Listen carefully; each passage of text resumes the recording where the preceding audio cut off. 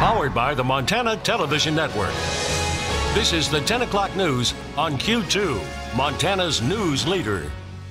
Good evening, everyone. Thanks for joining us tonight. I'm Jeanelle Slade. And I'm Russ. The bitter cold moving in for another hit on our region, and this wave will bring the coldest temperatures yet. Now here's a live look from our Q2 iCam tonight. Temperatures hovering right around 17 degrees above zero. And that's the good news. This weekend's weather will dive into the negative numbers. Chief Forecaster Bob McGuire joining us now. And Bob, it seems the snow has barely stopped this entire month, making February one for the record books. It is. It's not the snowiest, but boy, it's up there. Let me show you what we have. It is still snowy, so we're not finished with the accounting yet. Look at this. We're still picking up a lot of snow moving through south central Montana. Pull back a little farther, you notice there's a little more snow to come our way as well. I think this stuff will probably start ending here in the Billings area probably sometime around midnight tonight. But here's how much more snow the computer models are suggesting we'll see. Maybe anywhere from 2 to 4 inches of snow out of this by the time Sunday evening gets here, or Saturday evening gets here at 10 o'clock. So let's talk about the snowfall. So far, we have measured 26.7 inches of snow at the Billings Airport in the month of February, making it the third snowiest on record. Last year was the second snowiest when we had 32, and the year 2014, that's when we had 37 inches of snow. That made it the snowiest on record. And now this weekend, we are expecting to see temps dip back down below zero all weekend long. We'll have more on that in a few more minutes. All right, thank you, Bob. Well, tonight we take a look at the high rate of stolen vehicles across our city, why thieves target specific cars, and ways you can protect yourself from grand theft auto. Now, chances are you know someone who's been a victim of car theft, and it may surprise you to know just how high Billings ranks nationwide when it comes to stolen cars. Here's Q2's Andrea Lutz with an in-depth look. Well, here's something that you might like to hear. Police are pretty good at tracking down these stolen cars. In fact, the recovery rate's about 80%. However, when a car is stolen, lives are often turned upside down. In Billings, an average of 2 cars a day stolen. I was angry. I was extremely unapologetically angry that night. Gerald Giebink's truck is part of that statistic. Was looking up and down the road that had my car in it, and it was definitely not there, and I looked around the rest of the parking lot and it was completely empty. With just 26 days before his graduation from Rocky Mountain College, inside his 1997 Toyota 4Runner were precious items. Some of my interim papers that still needed to be turned in were all gone. His collegiate achievements driven away by someone else in his car. His mom, Rita, watched her son's success momentarily derailed. You know, there's so many emotions that happen simultaneously because I felt such anguish for him and fear for him. In 2017, Billings ranked 15th in the nation as a hotspot for stolen vehicles. Last year, Billings had 952 stolen vehicles compared to Great Falls, which had 228, and Missoula, where there was 235. These numbers to me are troubling because Lieutenant Brandon Woolley gives us some insight into why Billings seems to have a grand theft epidemic. You know, other cities and other places have chop shops or people who steal vehicles for a living. Usually, typically what we see is they're used in drug nexus crimes. And thieves are tenacious, sometimes breaking into vehicles and punching out ignitions. So it'll be driven around for a little bit, ditched in a neighborhood. It'll be sold and traded for drugs or other monetary values. However, most times, Woolley says it's a crime of convenience. And they left their vehicle unattended for just a couple of minutes while it was warming up, and the vehicle was stolen unlocked with keys in it already. Billings police say 754 vehicles were stolen within city limits in 2018, with the hardest hit areas right downtown, leaving victims feeling helpless. But it's that sense of security and the violation of your privacy and your ownership of something that you worked hard for that is really hard to get back. A sense of security Giebink also lost. It's not just a single crime of opportunity. They make these crimes of opportunity essentially a lifestyle. Roughly a month after Gerald's truck was stolen, police recovered it after a crash. It was trashed and used in his accomplice in a host of other crimes. Pipes for meth, pipes for marijuana. We found some drugs, paraphernalia. Other than that, scales, bags, paper, all kinds of stuff.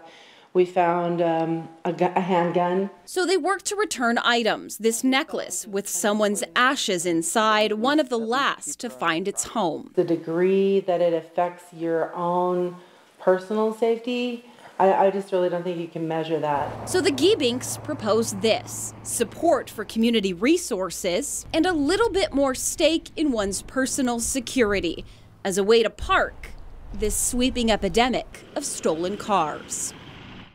So as much as stolen cars and this trend is alarming, another piece of insight for you. I asked Billings police if there's a certain type of model or vehicle that is stolen more than others. Well, they said not really to that. But bottom line, you should have a way to track your car. If it's an app or an in-car device of some sort, don't leave it unlocked. And of course, don't put those keys inside of it, even if it is locked. Russ and Jeanelle.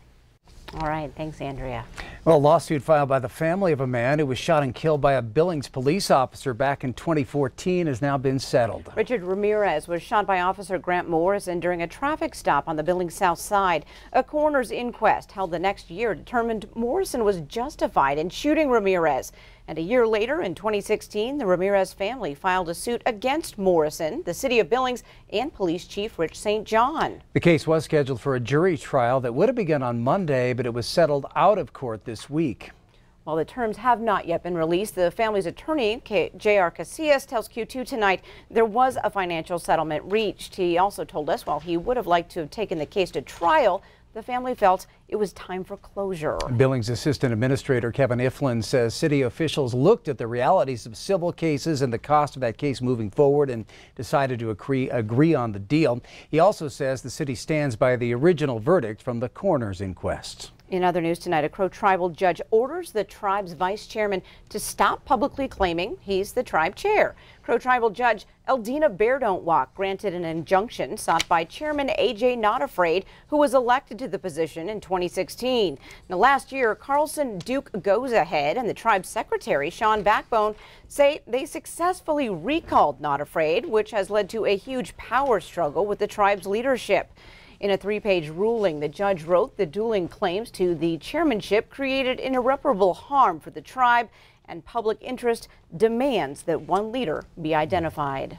The bill that would help the One Big Sky project will soon be introduced in the state legislature. The sponsor of that bill met over the phone with several groups from Billings. Q2's David J. joins us now with more from the man who is leading the project. David.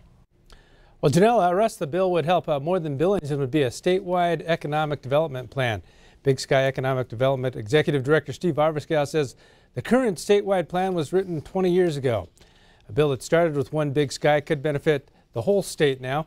State Senator Roger Webb met with several groups on a conference call this afternoon, and he says the bill calls for private companies to invest $300 million, and if the money is available, the state would then contribute $75 million, and local government another $75 million. Webb says 5 cities have the need and resources: Billings, Big Sky, Bozeman, Missoula, and Polson. It's not tailored to anything. It's whatever these communities think they need. Big trigger is you have to have $300 million of private capital venture to even start the thing. The only intent of this bill today is statewide, nothing else. We've been so focused on our One Big Sky district planning process and getting that plan done and all the analysis, which is kind of a case study that supports the economic development tool concept. Giving us a chance to pivot was important work that we did today. Roger Webb says the draft may be ready by Monday and possibly introduced 2 weeks from today. Russ? All right, thank you, David. President Trump traveled back to Washington tonight after a summit in Vietnam with the North Korean leader after it ended in a stalemate. CBS News' Nicole Killian has the latest from the White House. President Trump arrived home from Vietnam Thursday evening after his nuclear summit with the North Korean leader ended without a deal. Basically, they wanted the sanctions lifted in their entirety, and we couldn't do that. They were willing to denuke a large portion of the areas that we wanted, but we couldn't give up all of the sanctions for that. The president said Kim Jong-un offered to dismantle the North's key nuclear facility if the U.S. would lift all economic sanctions. Mr. Trump said that was not enough. But North Korea's foreign minister disputed that account, saying his country asked for partial sanctions to be eased. Here in Washington, lawmakers reacted with a mix of praise, criticism, and relief. The president's last promises that North Korea was going to be ending its nuclear program were self-delusional and deceptive. It's actually reassuring that the president was willing to walk away rather than make a bad deal. President Trump said he remains friendly with the North Korean dictator, but it's unclear what comes next. We're going to see how badly Washington wants a deal, and we're going to see how desperate North Korea is to bring the United States back to the negotiating table. In other areas, the situation remains unchanged. The president again agreed to stop major military exercises in the region, and he says Kim Jong-un promised to continue North Korea's halt of nuclear and ballistic missile testing.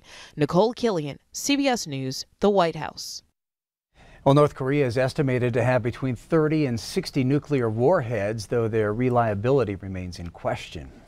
Coming up on tonight's 10 o'clock news, emotional debate on the Montana House floor today as state lawmakers take on vaccinations in the state. And in sports, the dancing continues for high school basketball teams. Scott shows us who's punched their tickets for tomorrow's semifinals. You're watching MTN News with Jeanelle Slade and Russ Riesinger, Storm Tracker weather with Bob McGuire, and sports with Scott Breen. This is the 10 o'clock news on Q2, Montana's news leader.